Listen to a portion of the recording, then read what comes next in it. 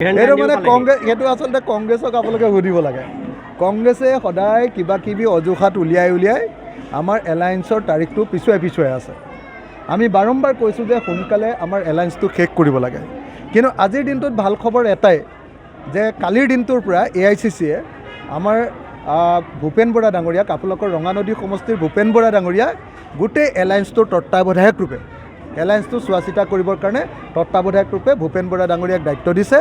আৰু ভূপেন বৰা ডাঙৰীয়াই মোৰ লগত আজি ৰাতিপুৱাই কথা পাতিছে যে অতি সোনকালে আমাৰ লগত তেওঁলোকৰ বৈঠক হ'ব আৰু অতি সোনকালে আমি ভূপেন বৰা সঁচাকৈ প্ৰেক্টিকেল মানুহ জানে তেওঁ, গতিকে ভূপেন বৰা আহিলে যেতিয়া আমি ভাল পাইছোঁ, গতিকে মই আশা কৰিম যে ভূপেন বৰা যিহেতু এতিয়া এলায়েন্সৰ এই কথাটোত মানে তেওঁক যিহেতু কোঅৰ্ডিনেটৰ হিচাপে দায়িত্ব দিয়া হৈছে নে ইনচাৰ্জ হিচাপে দায়িত্ব দিয়া হৈছে, অতি সোনকালে এলায়েন্সটো হৈ যাব বুলি আমি আশা প্ৰকাশ কৰিছোঁ। মানে আমাৰ যোৱাবাৰ ৰঙানদী সমষ্টিটো এইবাৰ নতুনকৈ হৈছে।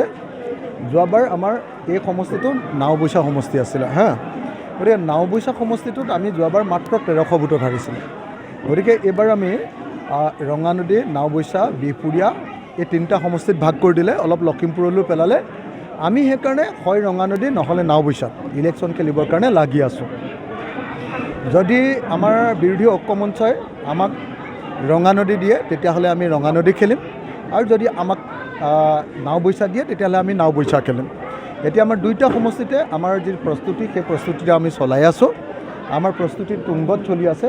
আমাৰ ৰঙানদীটো আমাৰ কৰ্মীসকল, আমাৰ নেতাসকলে কাম কাজ চলাই আছে, আৰু নাওবৈচাটো আমাৰ কৰ্মী আৰু নেতাসকলে কাম কাজ চলাই আছে।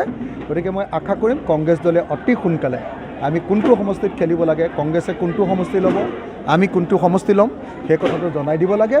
আৰু জনাই দিলে তেতিয়াহ'লে আমি এনেকৈ মানে একেলগে খেলিবৰ কাৰণে আগবাঢ়ি যাম। আৰু যদি তেওঁলোকে এটাও দিব নোখোজে তেতিয়াহ'লে আমি দুইটাতে বন্ধুত্বপূৰ্ণ খেলিবৰ কাৰণে বাধ্য থাকিম। আমি ডেডলাইন কেতিয়াও দিয়া নাছিলোঁ, কিন্তু আমি যিমান পাৰি এজ চুন এজ পচিবল শেষ কৰিলে ভাল বুলি কৈ আছিলোঁ। চাওক আপুনি BJP আৰু AGP এলায়েন্সত আছেই, আমি এলায়েন্সত নাই। গতিকে আমাৰ এলায়েন্সটো হ'ব লাগিব। তেওঁলোকৰ এলায়েন্সত আছেই, মাত্ৰ ছিটকেইটাৰ কথা পাতি ল'ব লাগে।